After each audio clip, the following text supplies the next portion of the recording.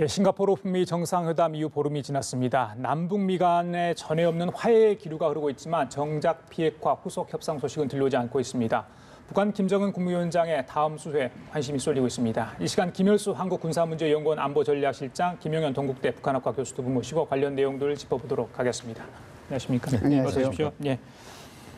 벌써 북미 회담 끝난 지 보름이 됐네요. 네, 예. 그렇습니다. 그동안 또 어떻게 또 정신없이 갔는지 모르겠습니다만 저희들이 후속 평가 많이 했지 않습니까? 잘 되리라고 기대를 했는데 아직까지 그 후속 소식이 없어가지고 좀 답답합니다. 북한 내부 사정이 있는지 예전에 이제 핵 추진을 하다가 갑자기 비핵화로 돌아서니까 북한 내부에 무슨 정리할 게 있는지 왜 이렇게 소식이 없는 겁니까?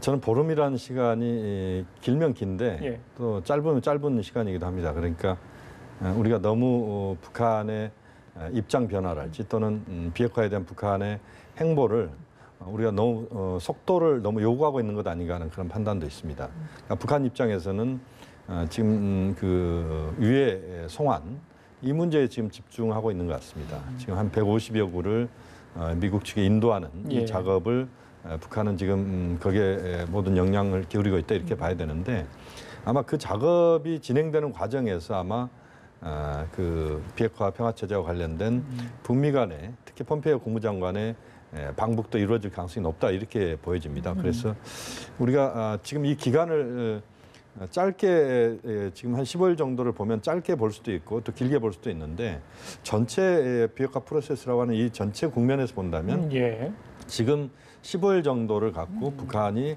행동하지 않는다고 해서 우리가 보챌 필요는 없다라고 보고요. 이건 좀 더 큰 호흡으로 바라볼 수 있는 그런 시간이 또 지금 부여되고 있다고 봐야 될 것 같고 우선 북한은 사항, 북미 합의상 사항에 집중하면서 좀 더 내부적인 결속 또 내부적인 호흡 조절 뭐 이것까지 하고 있는 그런 과정이 아닌가 뭐 그런 판단을 할 수 있을 것 같습니다. 북미 정상회담 전에 너무 숨가쁘게 달려왔기 때문에 이게 조금 늦어져도 저희들이 불안감을 느끼는 그런 경향이 있는 것 같아요. 피부 느끼게 그렇다는 말씀이고요.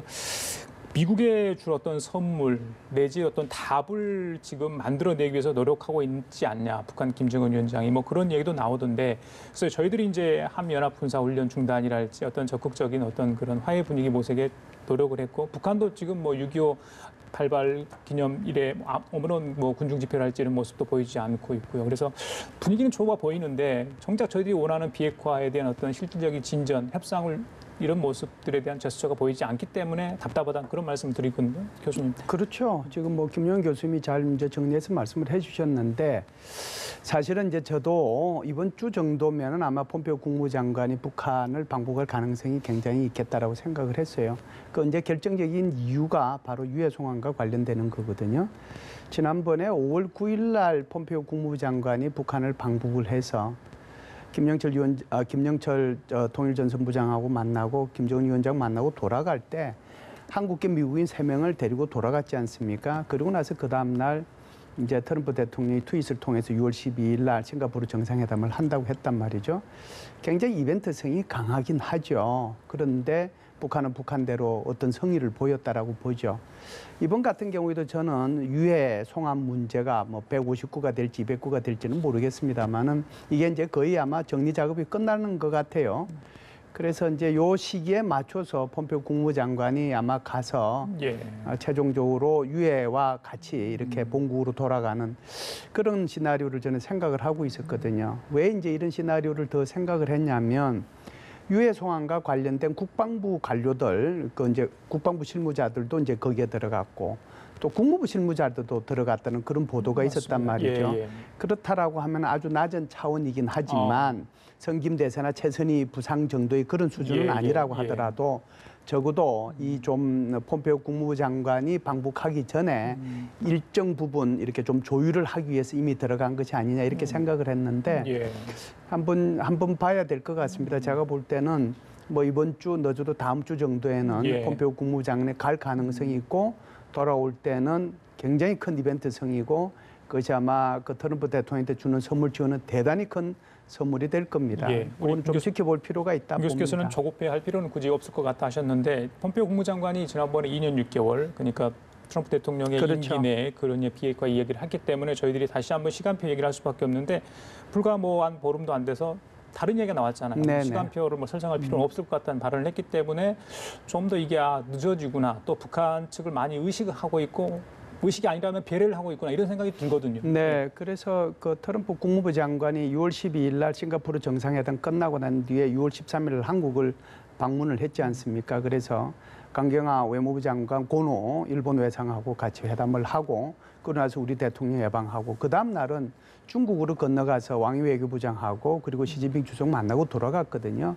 그때 한 여러 가지 얘기 중에 핵심적인 것이 한미일은 CBID로 해서 간다라고 얘기한 거고 두 번째는 지금 말씀하신 것처럼 김정은 위원장 스스로도 2년 반 안에 비핵화돼야 된다는 것을 알 것이다. 나는 그렇게 희망한다라고 얘기했단 말이죠. 그런데 지금 이제 얘기 흘러나오는 거 보면 뭐 6개월이든 2개월이든 시한을 못 박지 않겠다라고 얘기를 해서 아마 좀 당황스러운 측면이 있어요. 저도 사실상 좀 당황스럽고 왜 그러냐 하면 미국이 좀 이게 후퇴하는 게 아닌가 하는 그런 생각이 있기 때문에 제가 이제 그런 생각을 하는 거고 또 하나는 지금 북한에 있을 것으로 예상되는 미국의 그 국무부 실무자들끼리의 그 실무자하고 북한에 관련되는 실무자들의 협의가 이게 생각보다는 그렇게 잘 이루어지지 않고 있는 것은 아닌가. 그런 이제 합리적인 의심들만 지금 저는 하고 있었거든요. 그래서 어찌됐든 제가 보면 지금 말씀하신 것처럼 그래도 북한을 이해한다고 생각을 하고 폼페오 국무부 장관을 이해한다라고 하면 아마 폼페오 국무부 장관이 이렇게 얘기한 것은 북한을 너무 자극하지 않고 북한을 뭐 아주 무슨 토끼몰이 하듯이 그렇게 하지 않음으로써 오히려 북한의 위신을 세워주고 그러면서도 미국이 원하는 그 방향으로 CBID는 변함이 없다라고 얘기하는 거니까 그러는 목적이 좀 있지는 않겠는가라고 생각을 합니다. 미국 내 한반도 전문가들의 얘기를 저희들이 일일이 뭐 귀담아 들을 필요가 있는지 그 부분은 시청자분들이 판단하시겠지만 이 과거 북핵 육자회담 수석 대표였던 조셉 이온 전 대북정책특별대표가 이 CBID에서 분명히 좀 이야기를 했던 것 같아요. 말 그대로 아무런 일정도 정해지지 않았다 이런 것 같고요. 구체적인 정의와 그에 따른 외교관계, 정상화, 이에 대한 협상이 전혀 이루어지지 않은 것 같다 이런 발언을 했단 말이죠. 그렇다 보니까 이게 그 미국 내에서 여전히 그 협상 결과에 대해서 의심을 품는 그런 분위기가 있지 않냐 이런 생각을 해보거든요. 근데 이제 CVID라고 우리가 못을 박을 수 있을지 없을지 모르겠습니다만 어쨌든 완전하고 검증 가능하고 불가역적인 돌이킬 수 없는 비핵화라고 하는 이 부분에 대해서 저는 북미 간의 많은 대화는 진행이 됐다고 봅니다. 그러니까 여기에 대한 미국과 북한 측의 입장차는 해소가 100% 돼 있다 이렇게 보기는 어렵지만 그러나 상당 부분 대화는 이루어지고 있다라고 봐야 될 것 같습니다. 왜냐하면 북한에서는 완전한 비핵화를 이야기를 계속해왔고 이번에 그 북미 공동성명 3항을 보면 비핵화와 관련된 내용인데 그것은 이제 북한의 조치만 담겨 있는 3항입니다. 1, 2, 4항은 다 미국과 북한이 어떻게 한다라고 하는 것입니다. 1항은 미국과 북한이 새로운 북미 관계를 만든다는 것이고 2항은 이제 평화체제를 북미가 상호 간에 만든다는 것이고 4항도 역시 유해 송환과 관련된 것을 북미 간에 한다는 것인데 3항만큼만 북한이 한다는 겁니다. 비핵화에 대해서. 매우 노력을 적극적으로 하겠다는 입장 표명이고 이건 일반적인 어떤 외교 문서로 치면 상당히 치욕적인 문서일 수도 있습니다. 그런데 북한이 하겠다라고 하는 것이 담겨 있거든요.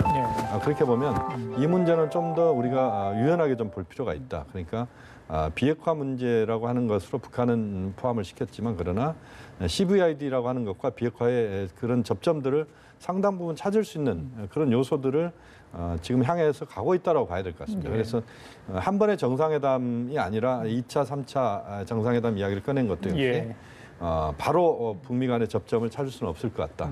그래서 이것들은 좀 더 시간을 두고 접근하는 것이고 앞으로도 저는 이 문제는 계속적으로 논의가 될 거라고 봅니다. 그렇기 때문에 이걸 너무 이렇게 CVID라고 하는 부분만 못을 박아서 우리가 접근하는 것도 좀 상당히 너무 좁혀서 보는 것 아닌가 하는 판단. 알겠습니다. 비핵화의 대상, 시기 여러 가지로 이제 저희들이 지켜봐야 될 사항이 많은데 북한 전문 사이트 38노스가 영변 핵시설 이야기를 했습니다.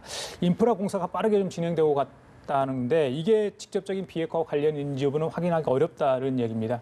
영변 핵시설은 저희들이 좀 예의주시할 그런 시설 아니겠습니까? 그렇죠. 가장 이제 중요하고 먼저 해야 될 것이 동결인데요.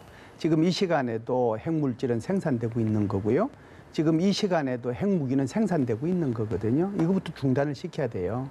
근데 지금 말씀하신 것처럼 영변에 있는 핵 발전소라고 하는 거, 그 자체가 결국은 플루토늄을 생산할 수 있는 수단이지 않습니까? 이거 자체가 가동이 되게 하면 안 되는 거거든요. 이것이 이제 제일 먼저 돼야 되는데 아직까지 이 부분에 대해서 미국과 북한 사이에서 구체적으로 뭘 어떻게 하겠다라고 하는 것이 안 나오기 때문에 좀 답답한 면은 있는데요. 제가 볼 때는 이제 북한은 아직까지는 뭐 지금 어떻게 뭘 하겠다라고 하는 단계별로 동시적으로 뭘 하겠다라고 하는 것이 미국과 합의가 안 된 상태이기 때문에 자기네들로 봐서는 냉각탑과 관련된 또는 냉각수와 관련된 그런 것들을 현대화시키는 것에 대해서는 아무런 뭐 어떻게 제재를 하거나 뭐 조치할 방법이 없는 거거든요. 제가 볼 때는 38 노스가 이렇게 얘기했다고 하더라도 그것이 이제 얼마만큼 이제 진실성이 있는지 그것은 제가 볼 때는 조금 더 두고 봐야 될 것 같습니다. 알겠습니다. 그리고 미국 상원에서요. 이 트럼프 대통령이 30일마다 북한과의 협상 진행 상황을 미국 의회에 보고하도록 하는 법안이 발의가 됐습니다. 이게 통과될지 여부는 아직 불투명한데 이건 어떻게 봐야 됩니까? 이게 그러니까 북한을 압박할 수도 있고요. 트럼프 대통령의 어떤 그 비핵화 노력에 대해서 좀 그래 이거라도 좀 걸어놔야지 트럼프 대통령이 부담을 갖고 더 잘 추진하지 않을까. 미국 내 어떤 의회 내의 어떤 그런 강경파들의 그런 걸 의견을 반영하는 조치로 봐야 되는 거 어떻습니까? 그렇습니다. 이건 이제 공화당 민주당 의원 일부가 지금 이제 발의한 건데요. 그러니까 이제 앞으로 비핵화 평화체제 논의의 이 진행 과정을 의회가 이제 체크하겠다는 겁니다. 그래서 의회 이제 보고가 이루어지게 한다는 것인데 과거에도 보면 이제 미국 의회 쪽에서 이런 전례들도 있었습니다. 그러니까 매우 중요한 외교적 사안들에 대해서 의회가 즉각 보고를 받는 그런 시스템을 구축한다. 이 부분은 분명히 있었고 지금 상황에서 보면 트럼프 대통령이 지금 한반도 비핵화 평화체제를 진행시키는 이 과정에서 미국 의회 내에서도 상당히 그 반신반의하는 부분들이 분명히 있거든요. 그런 것에 대해서 좀 더 의회가 좀 챙기겠다. 진행 과정을 제대로 의회가 확인하겠다는 의미도 있고 또 한편으로는 의회가 적극적으로 이것을 챙김으로써 트럼프 대통령이 보다 그런 한반도 비핵화 평화체제에 대한 논의를 좀 더 정확하게 진행시킬 수 있도록 하는 이런 차원에서의 의미도 있다. 이 두 가지 측면이 다 있다. 뭐 이렇게 봐야 될 것 같고요. 그렇다고 해서 뭐 트럼프 대통령에 대한 미국 의회의 어떤 견제만 진행되는 것이다라고 보기보다는 전체적으로 의회 내에서 트럼프 대통령의 외교적 행보, 특히 한반도 비핵화 평화체제가 매우 중요하기 때문에 거기에 대해서 좀 더 적극적으로 의회가 개입한다 이렇게 봐야 될 것 같습니다. 그 선생님 비핵화가 어느 정도 가시화되지 않으면 지금 국제사회 또 미국이 가지고 있는 독자 제재는 그대로 유지한다는 게 방침이지 않습니까? 그렇죠? 그런데 이제 일부 특히 이제 북중 관계가 급속하게 진전이 되면서 특히 접경 지역에는 제재가 좀 느슨해지고 있다는 징후들이 직접 들려오고 있고 그걸 보는 사람도 있다는 보도가 지금 나오고 있지 않습니까? 특히 또 평양을 방문하는 중국 관광객들이 굉장히 많이 늘고 있다는 건데 이게 뭐 제재 대상인지는 확인을 좀 필요합니다만 그래서 이런 분위기는 좀 어떻게 봐야 됩니까? 최근에 북미 정상회담 이후에 불고 있는 이 제재 완화의 어떤 그런 움직임은? 북한에 대한 제재 완화는요. 비핵화가 돼야 제재를 완화하겠다라고 하는 것이 뭐 변함없는 생각이고요. 폼페오 국무부 장관이 6월 13일 날 한국에 왔을 때도 똑같은 얘기를 했습니다. 북한에 대한 경제 제재 완화는 비핵화 이후에 이루어진다라고 얘기를 했거든요.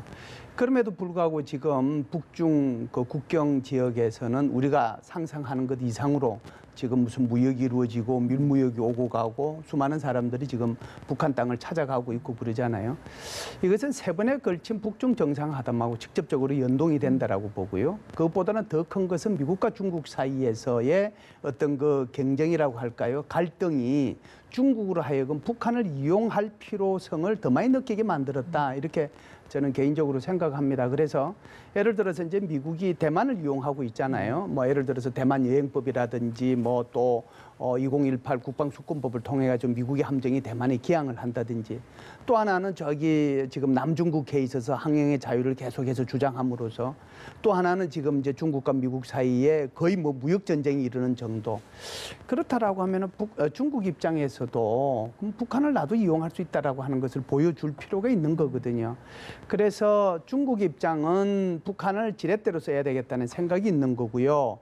북한의 입장에서는 이 미국의 압박과 제재를 완화시키기 위해서 중국이라고 하는 우군이 필요한 거예요. 그래서 이 북한과 중국의 전략적 이익이 맞아떨어진 결과가 이렇게 나오고 있는데 이것은 북한의 비핵화로 가는 길에 있어서 절대로 좋은 징조는 아니다. 예, 이렇게 말씀드릴 알겠습니다. 수 있습니다. 자, 지금까지 김열수 한국군사문제연구원 안보전략실장, 김영현 동국대 북한학과 교수와 함께 얘기 나눠봤습니다. 말씀 감사합니다.